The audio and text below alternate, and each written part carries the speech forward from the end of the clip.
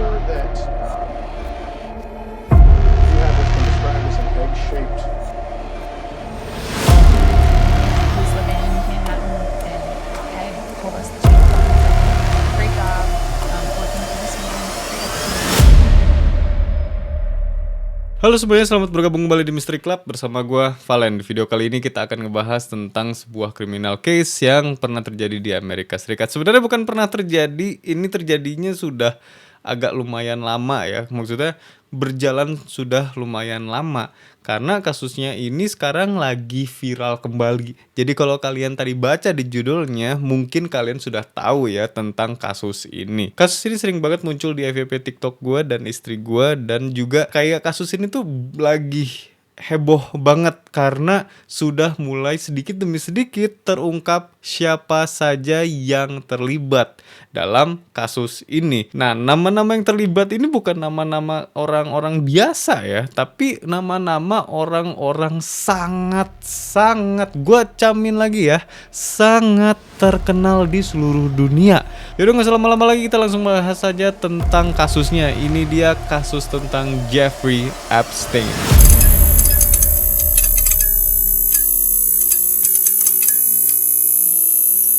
Jeffrey Epstein merupakan seorang ahli keuangan yang ternyata dia adalah seorang penjahat. Lahir pada tanggal 20 Januari tahun 1953, dia lahir dan dibesarkan di kota New York, Amerika Serikat. Dan yang seperti kita tahu, New York adalah salah satu kota metropolitan di Amerika Serikat yang sangat terkenal. Dan ibaratnya orang-orang yang bisa menjadi penduduk New York harus memiliki pendapatan atau pemasukan yang cukup signifikan. Saat tengah mengawali karir profesionalnya, Jeffrey memulai karirnya dengan menjadi seorang guru matematika di sebuah sekolah yang bernama Dalton School, sebuah sekolah persiapan perguruan tinggi swasta koedukasi. Meskipun tak mengantongi ijazah sarjana, Jeffrey tetap bisa mengajar di Dalton School. Akan tetapi pada tahun 1970-an, Jeffrey memutuskan untuk memulai karir barunya di dunia keuangan dan perbankan. Selepas dari Dalton School, Jeffrey bekerja di Bear Stearns yang merupakan sebuah bank investasi, dan di mana Jeffrey di situ bekerja dengan berbagai peran. Kemudian pada tahun 1982, Jeffrey mencoba untuk menjajal tantangan baru di dunia perbankan dan keuangan, yang dimana Jeffrey memutuskan untuk membuat atau membangun perusahaannya sendiri di sektor keuangan dan perbankan. Dan perusahaannya ini dia beri nama J. Epstein & Co. Dan performa perusahaannya ini pun sangat luar biasa, yang dimana perusahaan ini mampu mengelola uang kliennya lebih dari 1 miliar US dollar. Karena tingkat kekayaannya yang terus meningkat, Jeffrey dikenal sangat dekat dengan beberapa orang pesohor. Salah satunya ada Pangeran Andrew dan juga 2 mantan presiden Amerika Serikat, yang pertama Bill Clinton dan juga Donald Trump. Jeffrey juga tercatat membeli sebuah rumah besar di daerah Florida, dan juga dia membeli sebuah peternakan di New Mexico. Dan rumah pribadinya dikatakan salah satu rumah terbesar di New York City. Kebayangkan jadi kekayaannya Jeffrey Epstein itu segimana ya. Emang bener-bener melimpah banget, emang bener-bener dia seolah-olah tuh kayak mandi uang. Rumahnya yang pada gede-gede gitu, emang gak ecek-ecek cuy ini orang ya. Memang dari segi karir itu emang luar biasa banget nih orang gitu. Tapi kok bisa dia terjerat ke dalam sebuah kasus, dan kasusnya itu apa sih? Dan sekarang kita bahas ya. Jeffrey Epstein telah terjerat kasus perdagangan seks sejak tanggal 6 Juli tahun 2019. Jeffrey ditangkap di Bandara Teterboro di New Jersey setelah dia baru pulang dari Prancis. Dakwaan atas Jeffrey Epstein menyebutkan bahwa selama bertahun-tahun Jeffrey Epstein terdakwa melakukan eksploitasi seksual dan pelecehan terhadap puluhan gadis di bawah umur di rumahnya di Manhattan, New York, dan di Palm Beach, Florida, di antara lokasi lainnya. Epstein juga dituduh membayar korban tertentu untuk merekrut gadis-gadis lainnya yang akan mengalami penganiayaan serupa. Inilah yang membuat jumlah korban Epstein meningkat. sasaran pelecehan seksual Epstein adalah gadis-gadis berusia 14 tahun. Setelah penangkapan Jeffrey Epstein, sebuah penggeledahan dilakukan terhadap rumahnya di New York City. Menurut New York Times, penggeledahan tersebut membuahkan sebuah hasil yang sangat manis, yang dimana para penggeledah menemukan banyak sekali bukti berupa foto-foto gadis-gadis di bawah umur dalam keadaan telanjang. Jeffrey ditahan di pusat pemasyarakatan metropolitan New York. Namun saat Jeffrey ditanyakan, dia selalu mengaku bahwa dia tidak bersalah. Kemudian pada tanggal 24 Juli tahun 2019, Jeffrey ditemukan setengah sadar di dalam sel penjaranya. Dan setelah itu Jeffrey langsung dilarikan ke rumah sakit untuk diselamatkan nyawanya. Menurut para dokter yang menangani Jeffrey, ada beberapa bekas luka pada lehernya Jeffrey, yang dimana ini mengindikasikan bahwa Jeffrey telah melakukan percobaan bunuh diri dengan cara gantung diri. Selang beberapa pekan kemudian, Jeffrey Epstein ditemukan tewas akibat dari bunuh diri pada tanggal 10 Agustus tahun 2019. Dan kematiannya tersebut terjadi sebelum Epstein menjalani sidang tuntutan tingkat federal. Namun pada awal tahun 2024 ini, nama Jeffrey Epstein kembali mencuat. Dan kok bisa nama Jeffrey Epstein kembali mencuat di publik? Kan Jeffrey Epstein ini juga udah meninggal dan ibaratnya kasusnya sudah di case close karena Jeffrey-nya sudah meninggal gitu. Sebelum kita bahas tentang kok bisa nama Jeffrey Epstein ini kembali mencuat di awal tahun 2024 ini, gue mau ngasih sedikit tambahan informasi tentang si Jeffrey Epstein ini ya. Jadi ada beberapa informasi yang gue dapat bahwa ternyata Jeffrey Epstein itu sebelum dia ditangkap pada tahun 2019, dia itu sudah pernah masuk penjara selama 13 bulan pada tahun 2008. Dan yang kasus tahun 2008 ini dia sebenarnya juga sudah terjerat kasus pelecehan seksual terhadap gadis di bawah umur, atau ibaratnya dia sudah menunjukkan tanda-tanda pedofil. Namun karena saking kayanya Jeffrey Epstein, dia bisa lolos dari segala tuntutan tersebut. Sebenarnya Jeffrey Epstein harusnya mendapatkan hukuman penjara selama 18 bulan saja. Tapi entah gimana ceritanya, dia hanya cukup menjalani masa tahanan selama 13 bulan.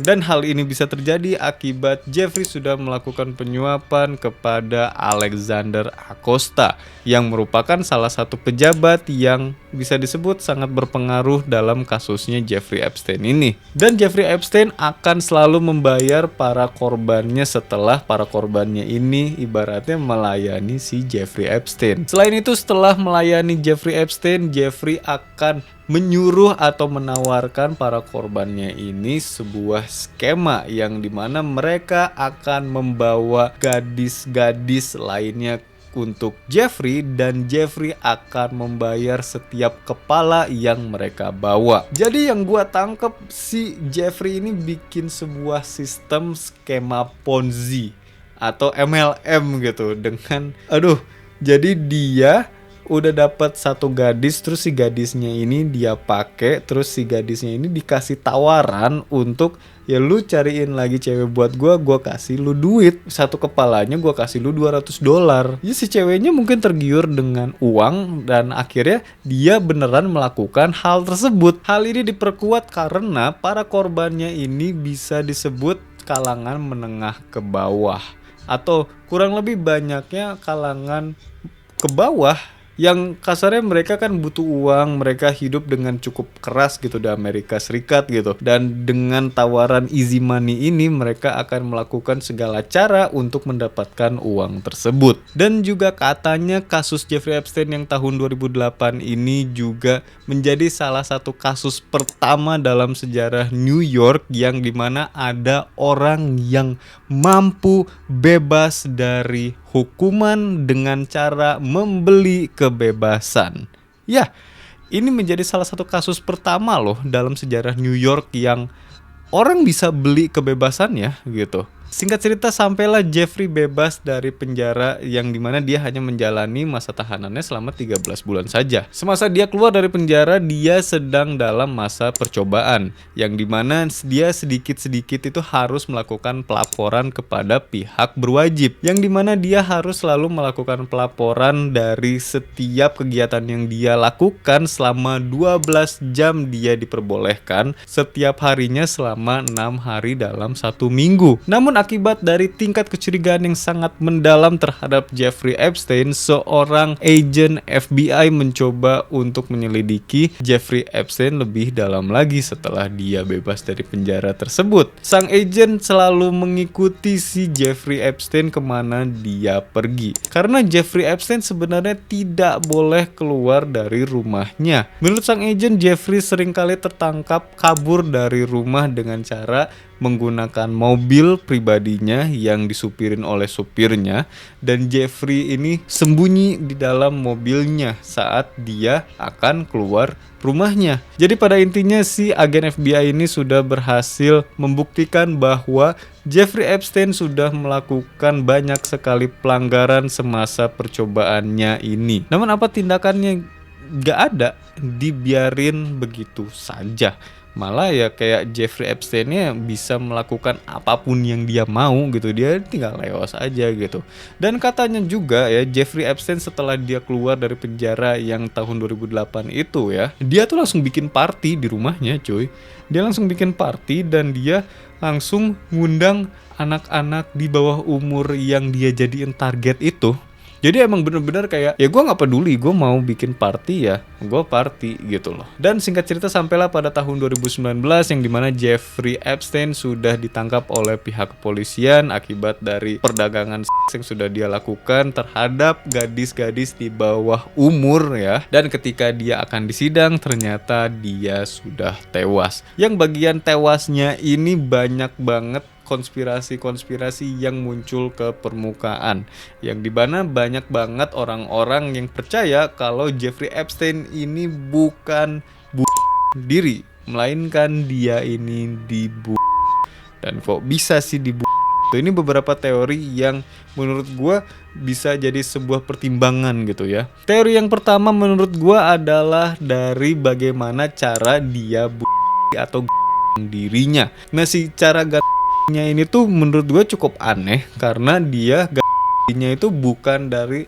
sesuatu yang sangat tinggi gitu. Jeffrey terlihat diri dari tiang kasur tingkatnya, dan katanya si Jeffrey ini lompat dari kasur yang atas. Jadi dia udah ngikat lehernya ke si tiangnya, terus dia lompat dari atas ke bawah. Jadi kayak si lehernya itu langsung patah gitu loh. Katanya seperti itu. Menurut gue ini gak masuk akal, karena kalau misalnya dia ngejatuhin badannya dari atas ke lantai gitu ke bawah, kayaknya si talinya juga gak akan matahin lehernya kok gitu. Dan teori yang kedua, Jeffrey Epstein ini akibat dari dia punya banyak sekali informasi tentang orang-orang yang sangat terkenal yang menggunakan jasa dia. Mikirnya seperti ini, dia kenal sama Pangeran Andrew, dia kenal sama Donald Trump, dia kenal juga sama Bill Clinton, dan masih banyak lagi orang-orang yang lain gitu yang sangat terkenal gitu ya. Dan menurut gue yang memperkuat teori ini adalah karena ketika Jeffrey ditemukan tewas, tidak ada CCTV yang merekamnya, alias seluruh CCTV di gedung tersebut dalam keadaan mati. Ini jadi satu kecurigaan yang mendalam sih kalau menurut gue gitu. Makanya ini teori yang menurut gue sangat masuk akal, yang dimana Jeffrey Epstein bukan melainkan dia ini Oke, segitu aja untuk tambahan informasinya ya. Dan sekarang kita masuk kok bisa nama Jeffrey Epstein kembali mencuat di tahun 2024 ini. Sebuah dokumen terkait skandal perdagangan Jeffrey Epstein tengah berupaya diungkapkan. Dokumen ini diduga akan membuka jaringan perdagangan anak di bawah umur yang dipimpin oleh Jeffrey Epstein.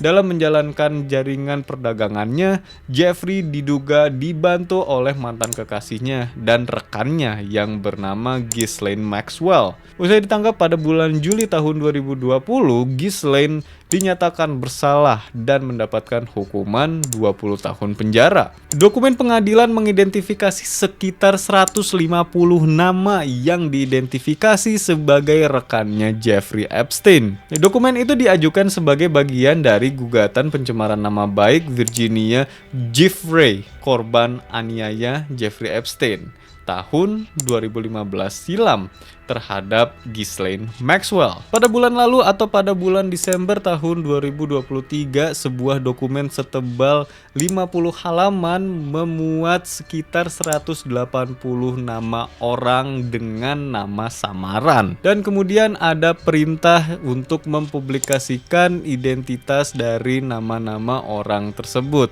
dalam kurun waktu 14 hari sejak perintah tersebut dikeluarkan. Dikutip dari Aljazeera.com, pencantuman nama dalam daftar itu tidak menunjukkan adanya tuduhan terhadap individu yang disebut. Namun demikian, beberapa nama kesohor diketahui tercantum dalam daftar dokumen tersebut. Bill Clinton merupakan salah satu nama yang disebut berkali-kali di dalam dokumen persidangan. Sejauh ini mantan Presiden Amerika Serikat ke-42 itu tak terindikasi dengan kasus ilegal apapun. Kendati begitu, seorang saksi bernama Johanna Schuberg mengatakan bahwa Jeffrey Epstein pernah mengatakan bahwa Bill Clinton suka yang muda-muda, yaitu cewek-cewek. Bill Clinton berulang kali menolak tuduhan apapun yang dianggap melanggar hukum.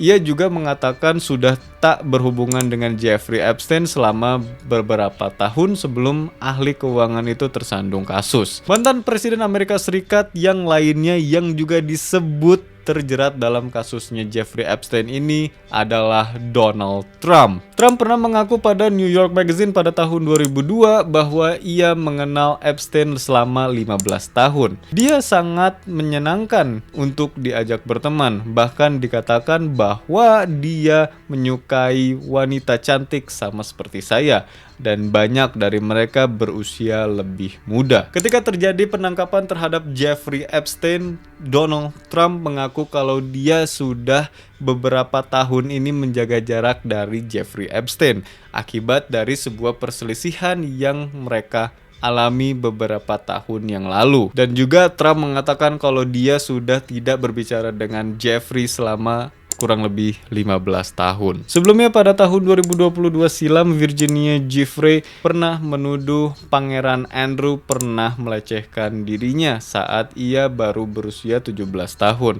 Namun anggota keluarga kerajaan Britania Raya itu membantah. Ternyata yang menggunakan jasanya Jeffrey Epstein ini bukan hanya pejabat, melainkan ada juga beberapa penyanyi pop terkenal. Salah satunya ada juga Michael Jackson. Dan juga ada beberapa ibaratnya performer terkenal gitu ya, seperti pesulap terkenal David Copperfield, yang dimana dua nama orang terkenal ini disebut di dalam dokumen tersebut. Hanya saja saksi Johanna Schuberg tak mengalamatkan tuduhan atas tindakan apapun terhadap mereka. Menurut website independentuk.com, berikut ada beberapa nama-nama yang ikut terseret ke dalam kasusnya Jeffrey Epstein. Gue akan mungkin nyebut beberapa yang mungkin kita kenal ya. Kalau yang kita nggak terlalu kenal mungkin nggak akan gue sebut. Jadi kayak gue list aja dan ya kita bahas satu-satu ya. Yang pertama ada Ghislaine Maxwell yang merupakan mantan pacarnya Jeffrey Epstein dan juga rekannya. Kemudian ada Andrew Albert Christian Edwards atau Pangeran Andrew. Kemudian ada Bill Clinton, mantan Presiden Amerika Serikat, dan kemudian juga ada Donald Trump, mantan Presiden Amerika Serikat juga. Dan kemudian ada Hillary Clinton yang merupakan istri dari Bill Clinton. Terus ada David Copperfield, seorang pesulap terkenal. Terus ada John Connolly yang merupakan salah satu detektif terkenal di Amerika Serikat. Kemudian ada Alan Dershowitz yang merupakan kuasa hukumnya Epstein pada tahun 2006. Selanjutnya ada Leonardo DiCaprio yang menjadi sangat terkenal setelah memainkan film Titanic. Kemudian ada Al Gore yang merupakan mantan wakil presidennya Bill Clinton. Kemudian ada Stephen Hawking yang merupakan salah satu fisikawan terkenal di seluruh dunia. Selanjutnya ada Michael Jackson, seperti yang kita tahu King of Pop. Terus ada Kevin Spacey yang merupakan salah satu artis terkenal juga. Kemudian ada George Lucas yang merupakan sutradara dari serial Star Wars. Kemudian ada Cate Blanchett yang merupakan salah satu artis yang memerani Lords of the Ring. Terus ada Bruce Willis yang merupakan salah satu artis terkenal juga. Kemudian ada Cameron Diaz yang merupakan salah satu artis terkenal juga. Dan masih banyak lagi. Meskipun nama-nama yang terdaftar bisa disebut sangat banyak dan juga sangat terkenal, namun masih belum dapat dipastikan bahwa apakah mereka benar-benar terlibat atau tidak. Dan ini memang nama-nama yang terdaftar itu sangat besar, seperti Leonardo DiCaprio, terus juga ada Cameron Diaz, terus ada Cate Blanchett, dan masih banyak lagi nama-nama besar yang sangat terkenal. Dan kalau gua perhatiin nih, ternyata daftar nama ini tuh merupakan daftar nama dari orang-orang terkenal yang sudah pernah datang ke pulau pribadinya milik si Jeffrey Epstein. Namun masih belum dapat ditentukan bahwa apakah mereka terlibat atau tidaknya dengan kasus pedofilianya si Jeffrey Epstein. Pulau Jeffrey Epstein disebut juga Little Saint James Island yang dikenal dengan Pulau Pedofil, di mana Jeffrey kerap menyelundupkan anak di bawah umur ke pulau tersebut untuk melayani teman-teman elitnya. Banyak sekali nama-nama selebriti papan atas yang pernah berkunjung yang sampai sekarang listnya terus bertambah dan masih dalam penyelidikan. Dan apakah mungkin dari nama-nama artis terkenal ini bisa terjerat dalam kasus pedofilianya Jeffrey Epstein? Dan kalau kalian penasaran dengan kasusnya si Jeffrey Epstein ini dan kalian pengen tahu lebih dalam lagi secara detail gitu ya tentang kasusnya, kalian bisa nonton film dokumenternya di Netflix yang berjudul Jeffrey Epstein's Filthy Rich. Oke, mungkin segitu aja untuk kisahnya atau kasusnya tentang si Jeffrey Epstein dan kenapa nama dia sekarang jadi viral lagi gitu ya.